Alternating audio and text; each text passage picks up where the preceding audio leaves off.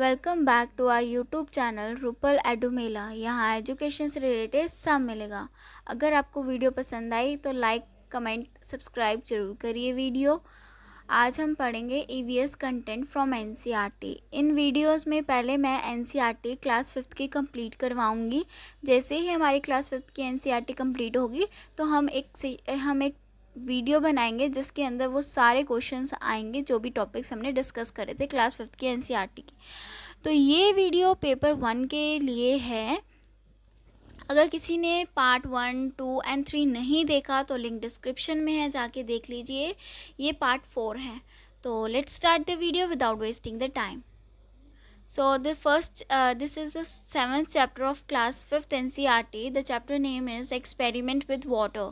यहाँ पे क्या है, चैप्टर का नाम देख के पता चल रहा होगा कि पानी के साथ कुछ एक्सपेरिमेंट क्या कर। मैं आपको इसकी समरी बता देती हूँ। यहाँ पे एक छोटी सी बच्ची होती है, वो एक ग्लास के अंदर एक नींबू लेकर उसे रखती है और उसका जो नींबू होता है वो डूब जाता है एक नॉर्मल वाटर पे। और जब वो सॉल्ट वाला वाटर लेकर जाती है, वहाँ पे नींबू रखती है तो वो फ्लोट करता है उसके ऊपर। तो ये कहानी है से रिलेटेड। और इसके अंदर सी टेट से रिलेटेड क्या है, वो टॉपिक है हमारा डेड सी। इससे रिलेटेड एक या दो क्वेश्चन आते ही आते हैं। सो लेट डिस्कस कि क्या है ये टॉपिक। डेड सी क्या है। All oceans and sea have salty water. कि सारे जो ओशियंस और सीज हैं उनके पास सॉल्टी वाटर होता है। The saltiest of all is the dead sea. जो सबसे ज़्यादा सॉल्टीएस्ट होता है वो डेड सी कहलाता है। आपसे क्वेश्चन पूछा जाएगा कि डेड सी का मतलब क्या है, तो आपको ऑप्शंस दे रखा होगा कि वो सी जहाँ पे पॉइजन है, वो सी जहाँ पे सॉल्ट जो है वो बहुत ज़्यादा है। तो ये ऑप्शन दे रखे होंगे, आपको पता लगाना है। तो जहाँ पे बहुत ज़्यादा सॉल्ट होता है वो होता है हमारा डेड सी। हाउ सॉल्टी, कितना salty. Imagine 300 grams of salt in 1 litre of water. 1 litre water में हमारा 300 ग्राम्स सॉल्ट मिलता है। Would you be able to even taste such salty water?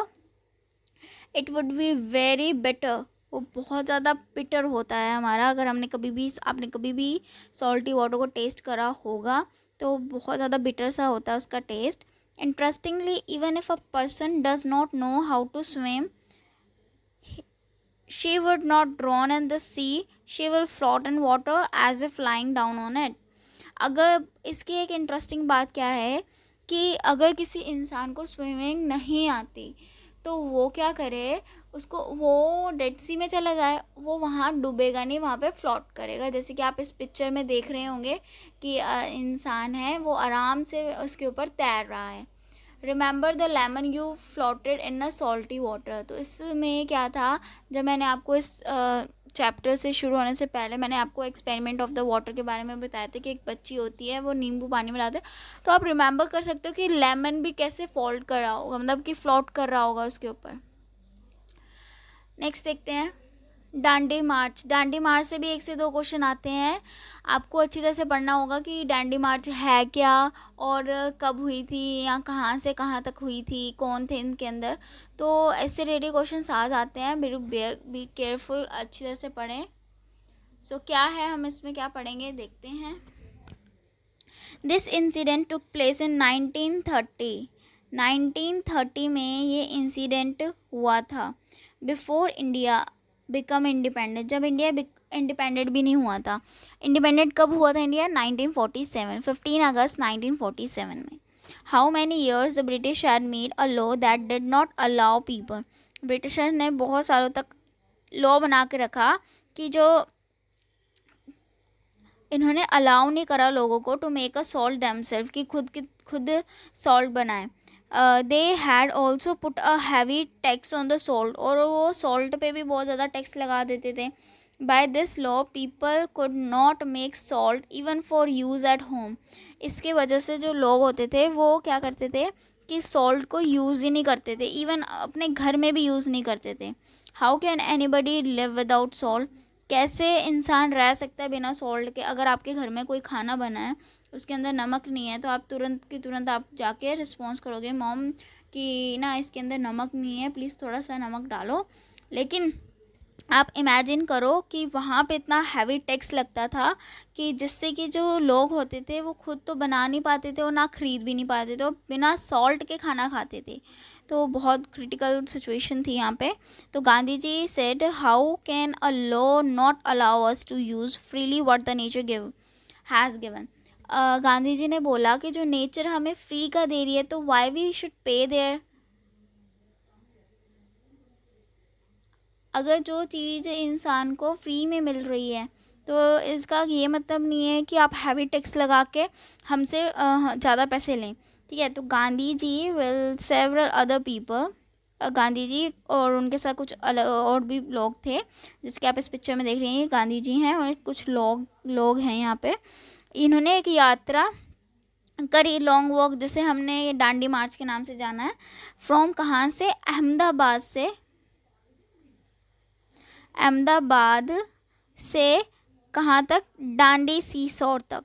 डांडी सीसोर जो कि है हमारा कहाँ पे? गुजरात पे। कहाँ है हमारा? गुजरात में है। तो ये क्वेश्चन आ जाता है कि कहाँ से कहाँ तक हुई थी ये यात्रा? हमारी हुई थी अहमदाबाद से लेके डांडी सीसोर, जहाँ जो कि गुजरात में है। To protest against this law, जो भी हमारा लॉ बना था कि हैवी टैक्स लगेगा सॉल्ट पे, उसका प्रोटेस्ट करने के अगेंस्ट ये यात्रा करी। Do you know how salt is made? आपको पता है सॉल्ट कैसे बनता है? The sea water is collected in a shallow bed dug in the sand. ठीक है, water is allowed to dry in the sun, और जो पानी होता है उसको धूप में सुखाने के लिए रख दिया जाता है।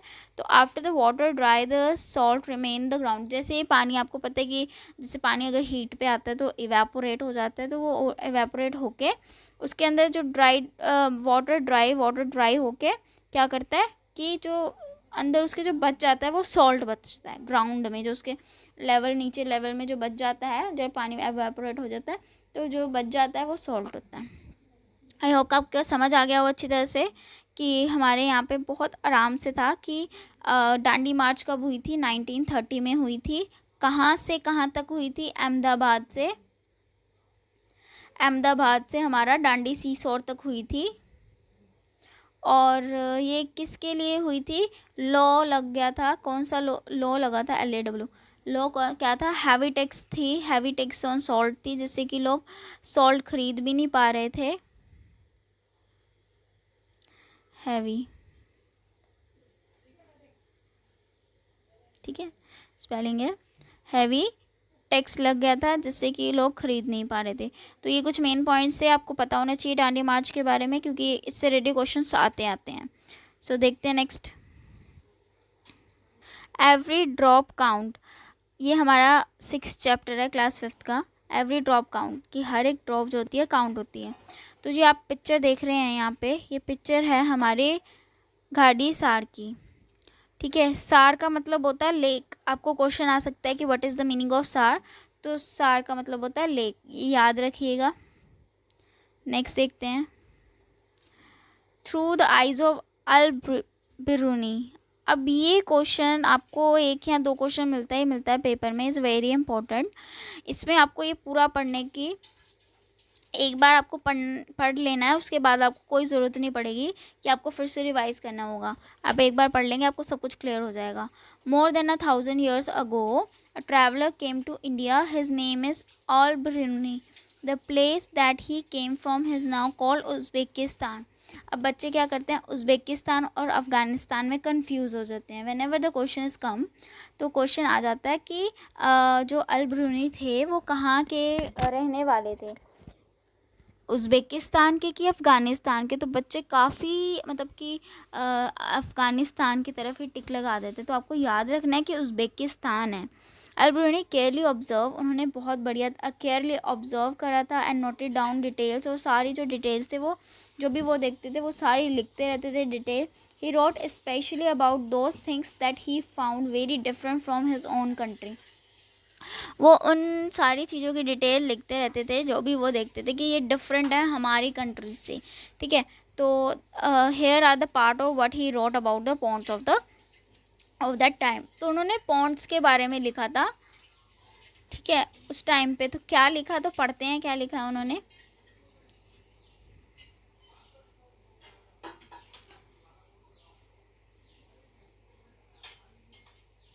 Pond's,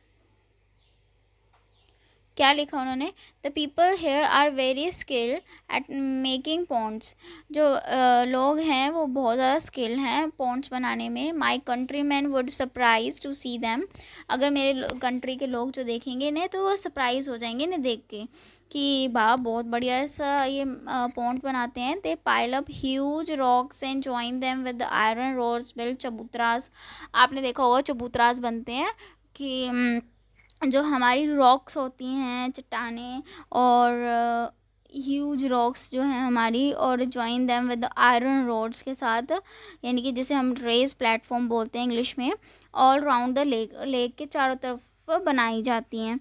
between these there are rows of a long staircases along up and down. The steps for going up and coming down are separate, कि मतलब कि जो ऊपर जाने के लिए और नीचे आने के लिए जो स्टेप्स हैं वो अलग अलग बनाए गए हैं जिससे कि क्राउड कम हो। So there is a less crowding, और यहाँ पे क्राउड ना हो, ठीक है। सो देखते हैं, today when we study history we can learn a lot about those days from the writing of Al Biruni. This stamp came out in 1973, 1000 years after his birth. तो आपको इसमें कुछ नहीं ज़्यादा पढ़ना, आपको सिर्फ ये पढ़ना है कि जो अल ब्रूनी थे, सॉरी यहाँ पे दिख नहीं रहा, अच्छी तरह से देखते हैं, जो हमारे अल ब्रूनी थे वो कहाँ के थे, उज़्बेकिस्तान के थे, उज़्बेकिस्तान के थे, ठीक है। उन्होंने किस चीज़ पे अपनी मतलब क्या डिटेल्स लिखते थे, किस चीज़ पे डिटेल्स लिखी, पॉन्ड मेकिंग पे डिटेल्स लिखी कि हमारे यहाँ के लोग जो हैं कितने वेल स्किल्ड हैं पॉन्ड बनाने में, और उन्होंने कैसे वो जो चबूतरा कैसे बनाया, जॉइन करा उसको रॉक को और आयरन रोड्स को, ठीक है। क्वेश्चन आता है, इसे अच्छी तरह से पढ़ के ज़रूर जाइए, और हाँ कंफ्यूज मत होइए, उज़्बेकिस्तान है, अफ़गानिस्तान नहीं है। नेक्स्ट देखते हैं, beside Jaisalmer many places in Rajasthan get very little rainfall. जो हमारा जैसलमेर है उसके साथ साथ जो राजस्थान है उसके भी काफ़ी सारे ऐसे प्लेसेस हैं, जगह हैं जहाँ पे बहुत ही ज़्यादा कम रेनफॉल होती है। Here it's rain for only a few days in entire year, मतलब कुछ दिन तक के लिए रेन होगी साल में कुछ दिन तक, अगर एक दो दिन भी हो जाए तो वो भी बहुत बड़ी बात हो जाती है वहाँ पे। Sometime not even that much, sometime तो होती भी नहीं है, पूरा साल होती नहीं है बारिश। The river here do not have water all round the year. अब देखिए बारिश हुई नहीं है पूरा साल, ठीक है, अब रिवर में पानी कैसे आएगा, तो रिवर जो होती थी वो भी सूख जाती थी, वहाँ पे भी कोई पानी नहीं होता था। लेक्स एंड जो huts were made to collect water, some water from the lake soaked into the ground and reach the well and have a step well। कुछ वाटर जो होता था लेक का वो मतलब सूख जाता था, और कुछ पानी जो होता था वो स्टेप वेल में चला जाता था। अब स्टेप वेल क्या होता है देखते हैं।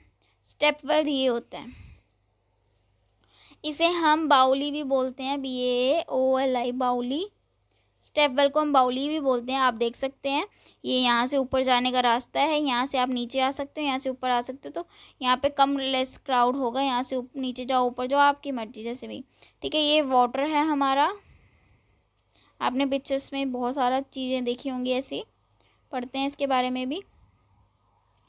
Custom related to water, water से रिलेटेड काफ़ी कस्टम बने हुए हैं, इससे भी एक क्वेश्चन आया हुआ है, पढ़ लेते हैं एक बार। Even today people get water from very old lakes, धारास, स्टेप वेल्स एंड नॉलस, मतलब काफ़ी सारी जगह से जो लोग हैं अभी भी पानी लेते हैं, जैसे कि लेक से पानी आता है, धारास से आता है, step wells and these on. Many customs and festivals are related, काफ़ी सारे कस्टम्स जो हैं वो रिलेटेड हैं वाटर से। At some places whenever lake get filled up with rain water the people gather around the lake and celebrate, मतलब कि जब भी लेक के पास, मतलब लेक के अंदर जब भी पानी बढ़ जाता है तो लोग क्या करते हैं वहाँ पे जाके सेलिब्रेट करते हैं, उसके आले दुआले खड़े होके गैदर मतलब कि इकट्ठे होकर सेलिब्रेट करते हैं। इस आप देख रहे होंगे ये एक नई नवेली दुल्हन है, यानी ये एक ब्राइड है बहुत बड़ी, ठीक है, न्यू ब्राइड है, ब्राइड ऑफ उत्तराखंड। इस पिक्चर में है, ठीक है। After getting married she has come to new village, वो कम, ठीक है। She goes to the spring of the pond. In cities one can see an interesting form of this custom. The new bride worship the tap in her home.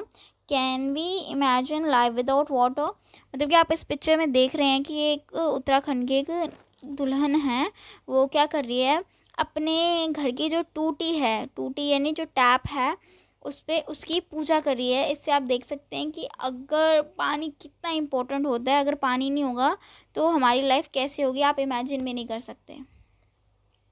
तो इसीलिए कहते हैं don't waste the water, think over it. देखते हैं। In 1986 there was no rain in Jodhpur and surrounding area। Jodhpur में 1986 में कोई वर्षा नहीं हुई थी और उसके जो सराउंडिंग एरियाज थे आसपास के, वहाँ पे भी कोई वर्षा नहीं हुई थी। People remember the old and forgotten stepwell. लोगों को याद आया कि हमारे यहाँ पे एक ओल्ड स्टेपवेल है, यानी बाउलीज हैं, जो मैंने आपको पिक्चर पहले दिखा दी थी। दे क्लीन द स्टेपवेल, उन्होंने उस स्टेपवेल को क्लीन करा और more than 200 trucks of garbage was taken out of it. और वहाँ पे गार्बेज था, इतना सारा कूड़ा था, 200 ट्रक्स जो थे वो गार्बेज में ही लग गए उसे उठाने में। उन्होंने, लोगों ने अच्छी तरह से उसे क्लीन कर दिया। फिर क्या करा, people of area collected money, उन्होंने मनी कलेक्ट करना शुरू करा। The thirsty town got water from stepwell, और फिर क्या हुआ, जो थर्स्टी टाउन था उन्होंने पानी प्राप्त करा स्टेपवेल से। After few years rain well and again the stepwell was forgotten. वहाँ पे वर्षा, उसके कुछ मतलब कि सालों वर्षों बाद वहाँ पे वर्षा हुई बहुत बढ़िया अच्छी तरह से, और फिर क्या हुआ, फिर से स्टेबल फॉरगॉटन हो गया। तो आपसे क्वेश्चन कैसे आएगा, आपको क्वेश्चन आ सकता है कि 1986 पे क्या हुआ था, तो आप कह सकते हो कि जोधपुर में और उसके सराउंडिंग एरियाज़ में कोई भी वर्षा नहीं हुई थी, या फिर जोधपुर उसके सराउंडिंग एरियाज़ में कब वर्षा नहीं हुई थी, हाँ, जिसमें कि लोगों को बहुत ज़्यादा कठिनाई हुई थी, तो 1986 में। ब्लो हॉट ब्लो कोल्ड, ठीक है। इस चैप्टर में बहुत इंटरेस्टिंग सी चीज़ है, बहुत बढ़िया चैप्टर है ये। इस चैप्टर में क्या होता है, ये जो हमारा वुड कटर होता है यहाँ पे, ये क्या करता है, वुड को काटता है। तो यहाँ पे ये एक इंसान होता है, ये इसे देख रहा होता है, ये अपनी हाथों को फूंक मार रहा होता है, ठंडा कर रहा होता है। तो कहता है कि अरे ये क्या कर रहे हो, कहता है ठंड लग रही है मुझे, इसीलिए मैं ऐसे कर रहा हूँ, मेरे हाथ गर्म रहेंगे। तो फिर कहता है अच्छा चलो ठीक है। फिर वो दूसरी बार से देखता है, तो वो आग को जलाने के लिए फूंक मारता है। कह रहा है ये क्या कर रहे हो, कहता है इससे मैं फूंक मारूंगा तो आग थोड़ी बढ़ जाएगी। वो कहता है अच्छा ठीक है। वो ये दोनों में समझ गया। लेकिन उसके बाद उसने अपने पोटैटो यहाँ पे बर्न करके खाने लगा, वो गर्म थे, उसने तब भी फूंक मारी। तो कहता अरे भाई ये क्या करो। तो अब उसका क्या था, चक्कर आ गए थे उसे, और वो हो गया था बिल्कुल सा, अब कह सकते हैं कि मतलब कि अगर हमें कोई चीज़ नई दिखाई जाए और हम कहेंगे अच्छा ठीक है ये ऐसी है, फिर उसके चौथी बार चौथा किसी और टाइप से यूज़ करें तो हम कहेंगे अरे ये क्या हो गया। तो वो ऐसी तरह से सिचुएशन थी इसके पास भी। तो कहते हैं ये क्या है, ये स्टोरी है हमारी इसकी। अब इसमें देखते हैं हमारे क्वेश्चंस कौन से आते हैं। इंपॉर्टेंट पॉइंट है blow hot and blow cold से रिलेटेड। This story has been written by doctor Zakir Hussain. आपने जब भी अगर आपने प्रीवियस ईयर पेपर करे हैं तो आपको मिलेगा क्वेश्चन, एक क्वेश्चन पक्का है कि डॉक्टर जाकिर हुसैन वाला। इसमें क्या है कि ये जो स्टोरी है डॉक्टर जाकिर हुसैन द्वारा लिखी गई है। वो कौन थे, हमारे फॉर्मर प्रेसिडेंट ऑफ इंडिया थे। आपको क्वेश्चन कैसे आएगा, who is the Zakir Hussain in this story, तो आप लिख दोगे president of India. The air coming out of our mouth can be cold or hot as compared to the temperature outside। जो हमारी एयर होती है हमारे माउथ की, वो हम बाहर के जो टेम्परेचर उसके अकॉर्डिंग होती है। अगर मेरी बाहर जैसे गर्मियाँ हैं, गर्मियों में अगर हम फूंक मारते हैं अपने हाथ में तो हमें कैसी हवा आती है, ठंडी ठंडी हवा आती है। और अगर हम सर्दियों में अपने हाथों में फूंक मारते हैं तो हमें कैसी हवा आती है, गर्म गर्म हवा आती है। तो आउटसाइड के टेम्परेचर के अकॉर्डिंग ही हमारी जो मुंह की हवा होगी वो वैसी ही होगी, ठीक है। ठंडी होगी, ठंड में गर्म होगी, गर्मियों में ठंडी होगी। The breath can be cold और hot according to outside temperature, same thing is there. Next है the cold air comes down as it is heavier warm air rise, ठीक है। जो कोल्ड एयर होती है एयर होती है, जो कोल्ड हवा होती है, हमारी ठंडी हवा, वो नीचे की तरफ आ जाती है as compare to warm air. जो वार्म एयर होती है वो ऊपर ऊपर की तरफ जाती है, और जो कोल्ड एयर होती है वो नीचे की तरफ गिरती है। टीचर नोट नोट है हमारा, air blow out from our mouth is hot and the mirror cold. जो हमारे मुंह से जो हवा निकल रही है वो क्या है, गर्म है, एंड द मिरर कोल्ड, और मिरर ठंडा। The hot air that we breathe out contain water vapor which turn into a tiny droplets of water. आप देख सकते हैं कि जब हम फूंक मारते हैं, जब हम सर्दियों में शीशे में मार देंगे फूंक, तो क्या होता है, जब हम फूंक मारते हैं तो उसके फिर क्या करते हैं, 2 मिनट बाद आप देखो छोटे छोटे ड्रॉपलेट्स बन जाते हैं वाटर के। When it comes in contact with the colder mirror this make the glass moisture and hazy. आप देखते होंगे जब आप कहीं पे मतलब अगर आप शीशा देख रहे हैं या कुछ भी सर्दियों में आप देखते होंगे, आप ऐसे करते होंगे, तो वो जो हमारे अंदर की जो एयर है वो वहाँ जाती है उसकी स्क्रीन पे, मिरर की स्क्रीन पे, और वहाँ पे जाके क्या कर देती है, मॉइस्चर कर देती है, हैज़ी कर देती है। ठीक है, तो आज हमने ये सब कुछ पढ़ा है। तो अगर आपको वीडियो पसंद आई हो तो लाइक शेयर सब्सक्राइब ज़रूर करिए। Thanks for watching my video, और कमेंट में ज़रूर बताइएगा कि आपको वीडियो कैसी लगी। Thank you.